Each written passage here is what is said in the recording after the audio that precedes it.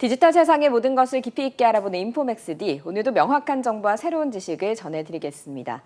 네, 내년 4월에 비트코인의 네 번째 반감기가 올 것으로 예상되고 있습니다. 또 현재 비트코인도 상승세를 이어가면서 3만 달러 선을 지키고 있는데요. 악재보다는 앞으로 호재가 더 많이 남았다는 이야기도 나오고 있습니다. 오늘은 업라이즈 이효석 이사님과 함께 비트코인의 전망 짚어보겠습니다. 이사님 어서 오세요. 네, 반갑습니다. 안녕하세요. 네, 일단 비트코인 시장이 지금 반짝 상승이 아니라 조금 상승세를 이어갈 거다라고 하는 그런 이야기들이 많이 나오고 있는 것 같거든요. 네네. 어떻게 좀 분석을 하셨어요? 우리가 이제 비트코인이 움직이는 이제 원리에 대해서 고민을 많이 할 때 네. 뭐가 오르면 오른다, 뭐가 빠지면 빠진다 이런 이제 이야기들을 굉장히 많이 했었거든요. 근데 올해는 좀 이제 이 내러티브가 좀 혼란을 겪었던 것 같아요. 예를 들자면 2020년대 당시에는 나스닥과 굉장히 동조 효과가 굉장히 컸거든요. 그러니까 가격이 올라가는데 나스닥이 올라가면 비트코인도 오르고 나스닥이 빠지면 비트코인도 빠지고, 이건 아마 제 생각에는 나스닥을 좋아하는 사람들이 비트코인도 좋아했기 때문인 것 같아요.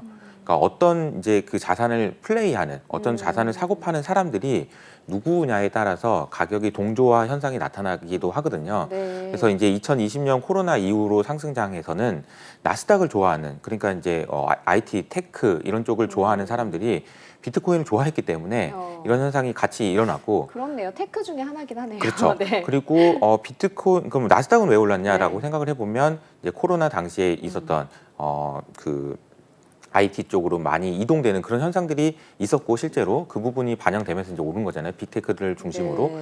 근데 최근에도 이제 또 빅테크들이 좀 많이 올라가고 있고요.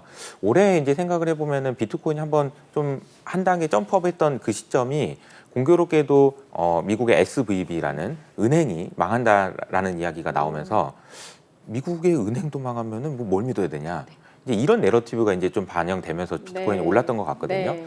저는 이제 개인적으로는 비트코인이라는 것의 가격이, 저는 일종의 이제 뭐 디지털 돌덩이 뭐 이렇게 생각을 하는데, 이 가격이 왜 움직이는지의 근본은 이것을 표현하는 달러의 가치, 혹은 좀 더 넓게 보면 화폐라는 것의 가치가 네. 어떻게 되고 있는지를 그냥 반영해주고 있을 뿐이다라고 생각을 하고 있거든요. 네. 그래서 우리가 관심을 가져야 되는 거는 이 통화량이 얼마나 늘어나느냐, 이런 부분이라고 저는 생각을 해요. 지금의 상승세도 그러면 그것과 관련이 있는 건가요? 아니면 지금은 좀 다르게 분석을 해볼 수 있는 부분이 있는 지금은 건가요? 이제 제가 방금 말씀드렸던 건 이건 굉장히 좀 긴 미래에 네. 대한 이야기고요. 네. 지금 당장은 제 생각에는 여러 가지 내러티브 중에서 아마도 그 블랙락에서 이야기하는 비트코인 ETF가 승인되냐 여부, 이런 부분이 좀 중요하지 않나, 이런 생각이 좀 듭니다. 이사님은 어떻게 예상을 하세요? 이게 그 블랙록 이전에도 신청한 네. 그 기업들이 많고 네. 그런데 다 거절당했거든요. 네. 근데 블랙록은 뭐 철저하게 준비했다. 그리고 뭐 성공률이 높다. 이런 이야기가 나오고 있어요. 맞아요. 이사님은 이제 어떻게 예상을 하시는 거예요? 그러니까 저는 블랙락을 어떻게 생각하냐면은 네. 그냥 이렇게 뭔가 세상을 만들어가는 기관이다, 이렇게까지 생각을 하거든요. 네. 어마어마한 영향력을 가지고 있는. 워낙 많은 돈을 가지고 그렇죠. 있으니까요. 그러니까 네. 어떻게 보면 우리가 보면은 삼성전자 뭐 대주주가 누구냐 그러면 네. 이제 JY를 떠올리고 이렇게 하는 것처럼, 미국에 있는 빅테크들의 대주주는 누굴까요? 라고 이제 질문을 해보면요. 그러게요. 애플의 대주주가 누구고 마이크로소프트의 대주주는 누굴까요? 최대 주주는 누굴까요? 블랙락이에요. 아, 그래요? 네. 왜냐하면은, 그러니까 테슬라랑 아마존을 제외한 모든 빅테크들의 대주주가 블랙락과 뱅가드거든요. 네. 왜 그렇게 됐냐면은, 이 패시브 자금, 소위 말하는 ETF의 규모가 워낙 커지다 보니까 ETF로 사람들이 돈을 넣고, 그 ETF를 운용하는 블랙락이 애플을 사고 마이크로소프트를 사니까 그 비중이 너무 높아져가지고 블랙락이 최대 주주가 될 정도다. 이렇게 이해를 해보면 블랙락이 전 세계에 미치는 영향력은 압도적입니다. 그리고 과거에 이제 트럼프 정부 때까지만 하더라도 골드만삭스 출신이 이제 백악관에 들어가고 이런 일들이 많았거든요. 회전문 인사라고 해서. 이번에 이제 바이든 정부부터는 이제 본격적으로 블랙락 출신들이 이제 많이 들어가기 시작했어요. 그러니까 그만큼 이제 영향력이 굉장히 강하다라고 볼 수 있는 거죠. 우리가 이제 뭐 음식료 회사나 뭐 회사들이 뭐 예를 들어서 뭐 신제품을 내는 것처럼 블랙락도 매번 신제품을 내거든요. 그러니까 신제품이라는 건 뭐냐면은, 이런 ETF가 있으니까 여러분 사세요 라고 하면 엄청나게 잘 팔리는 거예요. 네. 그러니까 뭐 바나나 우유를 새롭게 만들었습니다. 그러면 뭐 불이 튀나게 팔리는 것처럼 비유하자면 그런 건데, 블랙락의 이제 과거에 2019년에 처음으로 이제 채권형 ETF라는 걸 만들었어요. 그랬더니 돈이 너무나도 채권으로 많이 들어와서 채권의 금리가, 그러니까 채권의 가격이 올라갔고, 채권이 가격이 올라간다는 얘기는 금리가 하락한다는 얘기여가지고, 금리가 이제 얼마나 하락을 해버렸냐면은 돈이 너무 많이 몰리니까 채권을 하도 많이 사가지고 네. 금리가 마이너스 금리가 갈 정도로. 그러니까 이제 그런 움직임이 벌어졌고, 네. 그 이후로 2020년에는 한 3년 동안 블랙락에서 ESG라는 펀드를 만들어가지고 ESG 열풍을 일으켰잖아요. 네. 그러니까 돈의 흐름이 좌지우지할 수 있을 정도의 막강한 힘을 가지고 있는 곳이 블랙락이다라고 보면, 이번에 비트코인을 신청을 했다? 이건 매우 높은 확률로 통과된다라고 보는 게 맞지 않나라고 생각합니다. 그럼 어떻게 보면 이제 비트코인 시장 역시도 블랙락이 원하는 방향으로 네. 좀 몰아갈 수 있는 그 정도의 이제 권력과 힘을 가지고 있다. 네네. 그러면 이제 비트코인에 관심이 있으신 분들 입장에서는 내년에 반감기도 올 것으로 예상이 되고 있고, 네. 뭐 앞으로 블랙락 관련해서 이게 승인이 되면 이것도 호재고, 그리고 파월 의장도 사실 최근에 긍정적인 메시지를 내놨고, 맞아요. 여러 면에서 기대해 봄직한 미래를 좀 가지고 좀 움직여도 되겠나요? 네, 저는 이제 그 긍정적으로 네. 보고 있고요. 비트코인의 가격의 중장기적인 전망은 저는 굉장히 좋게 네. 보고 있습니다. 그런데 그 이유를 좀 설명을 드리면요. 비트코인이라는 것은 어쨌든 달러로 표현되는 거기 때문에 달러가 가지는 본연의 가치가 어떻게 되는지가 중요해요. 그리고 달러의 가치, 그러니까 통화량, 그러니까 소위 말하는 이제 화폐의 가치는, 화폐가 많아지면 그냥 가치가 떨어지는 거거든요. 그렇죠. 우리도 지금 뭐 옛날에 뭐 300원에 살 수 있는 것들이 이제 뭐 2,000원이다, 3,000원이 말이 많잖아요. 그런 거랑 비슷한 개념이라고 생각을 하시면 되는데요. 우리가 그 연준에서 돈을 찍어내서, 원래는 없었던 건데 찍어내서 미국의 정부에서 발행하는 국채를 사주는 거를 우리가 양적 완화라고 이야기를 네. 하죠. 이 양적 완화라는 것이 시작된 것이 2008년 금융위기 당시에 있었던 너무나도 심각한 문제를 해결하기 위해서 네. 어쩔 수 없이 했던 정책이라고 우리는 알고 있습니다. 그래서 이게 양적 완화를 하게 되면은 연준에는 이제 뭔가가 쌓여요. 그러니까 없던 돈을 찍어가지고 국채를 사니까, 국채는 이제 종이거든요. 네. 그러니까 미국 정부가 앞으로 언제 돈을 갚을게요라고 써준 종이에요. 그러니까 종이가 여기 쌓이는 겁니다. 네. 연준의 종이가 계속 쌓이는 거죠.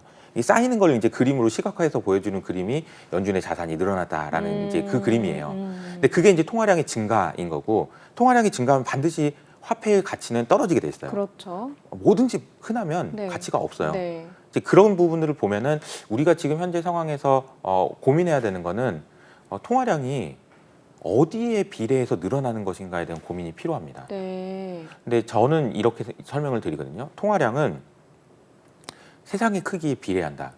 세상의 크기에 비례한다. 네, 라고 설명할 수 있는데요. 네. 그럼 이 세상의 크기라는 게, 그럼 세상이 뭐냐? 네. 너무 좀 추상적이잖아요. 네. 그래서 제가 이제 세상을 두 가지로 나눠볼 수 있을 것 같아요. 하나는 경제고, 다른 하나는 비경제라고 할 수 있는데, 좀 내용이 어려우니까 제가 이제 그 질문 한번 드려볼게요. 우리가 이제 소위 말하는 가치라는 게 있잖아요. 가치라는 게 있고, 가격이라는 게 있거든요. 네. 가치라는 거는요, 가격이 있어야만 존재하는 걸까요?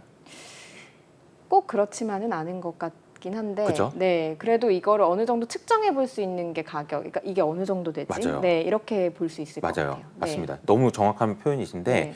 제가 이 단어를 한번 말씀드려보면 감이 오실 거예요. 프라이스 리스라는 단어가 있어요. 네. 이 프라이스 리스라는 단어는 값으로 환산할 수 없을 만큼 가치 있는 것이라는 그렇죠. 뜻이거든요. 귀중한. 네. 너무 가치 있는 네. 거. 이게 뭐가 있을까요? 사람의 생명. 이걸 어떻게 값으로 환산합니까? 말도 안 되는 거죠.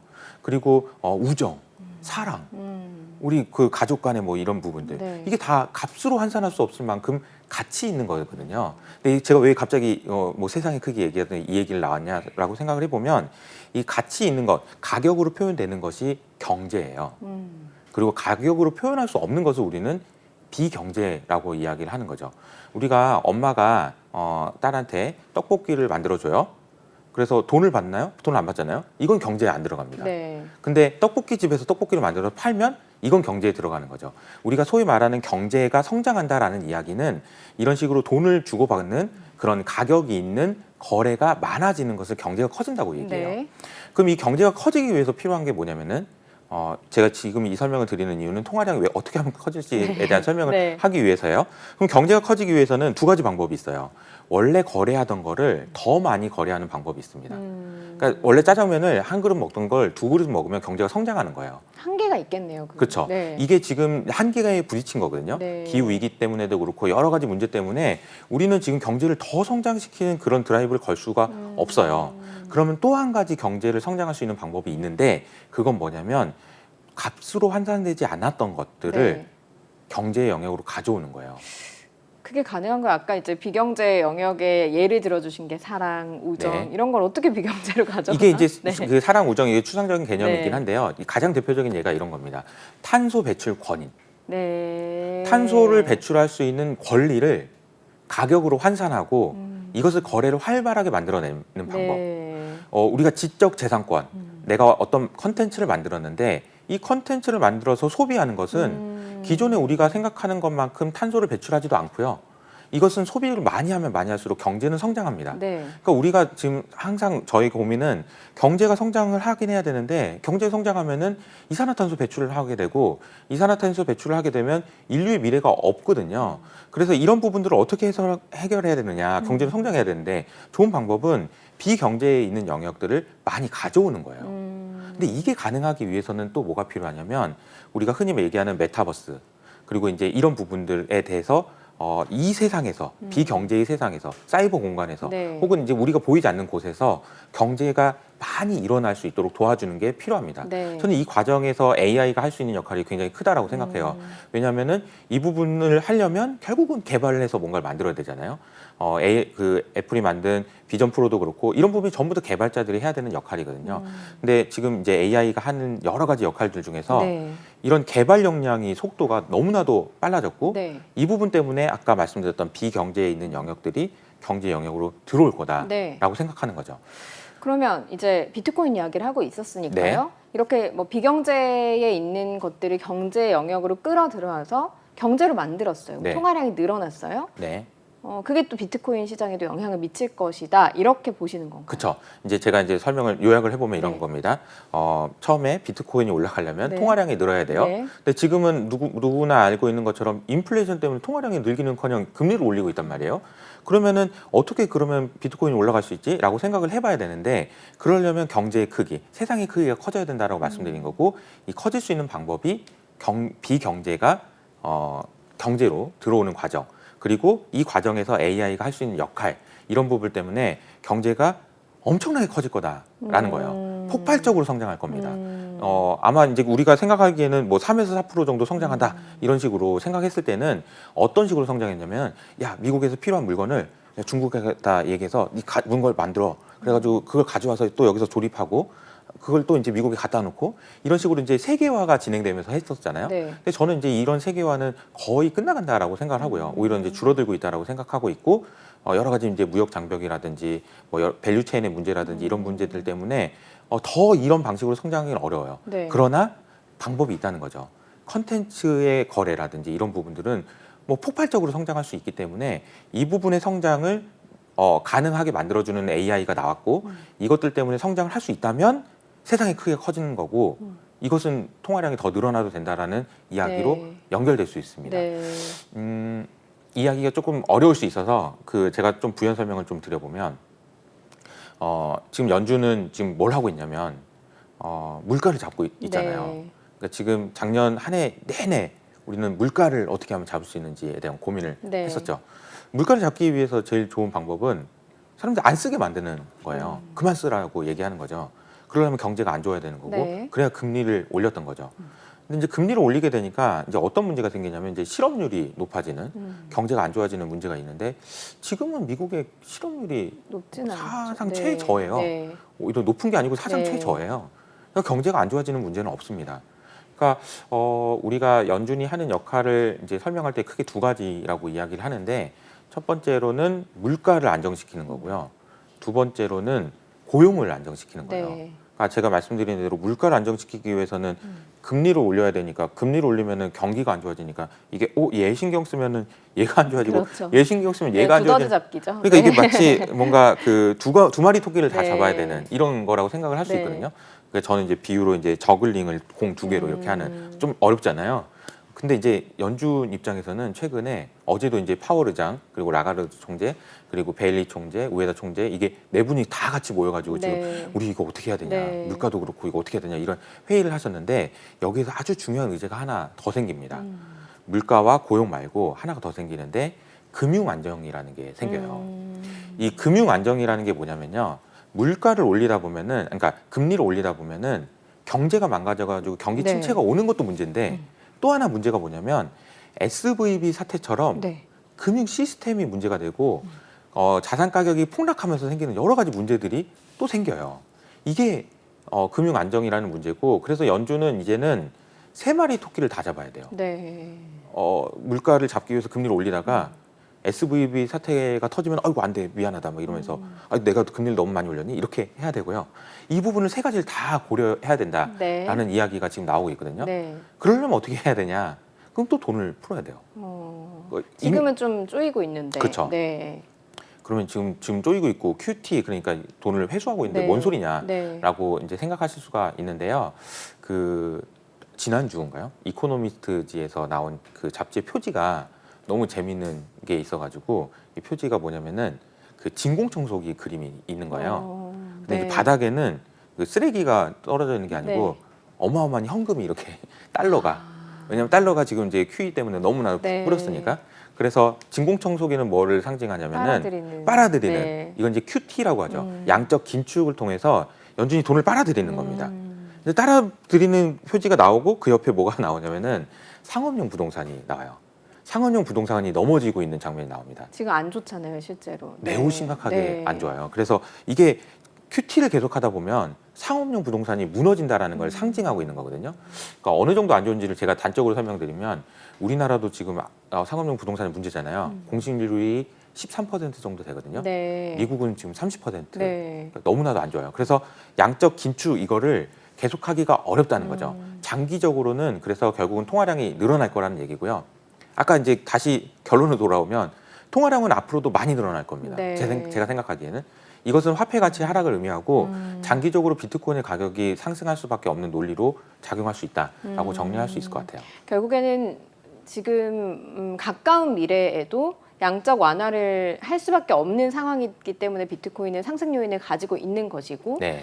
뭐 그거 외에도 기관 투자자들이 좀 움직이고 있기 때문에 그것도 또 호재가 될 것이고, 네. 아주 장기적으로 봤을 때는 경제의 영역에 없었던 그 비경제 영역의 것들이 다시 경제 영역으로 들어오면서 통화량이 또 많아지면서 네. 화폐 가치가 떨어지고 비트코인도 상승할 거다라고 좀 정리를 할 수 있겠습니까? 네, 맞습니다.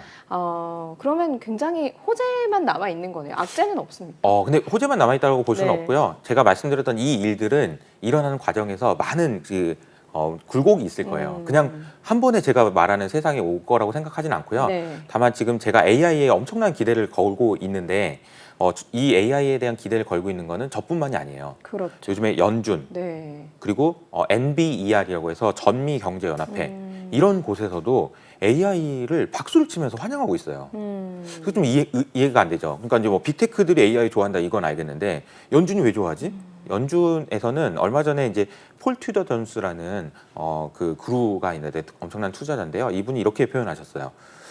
그 연준은 AI를 얻고 다녀야 된다. AI한테 너무 고마워해야 된다.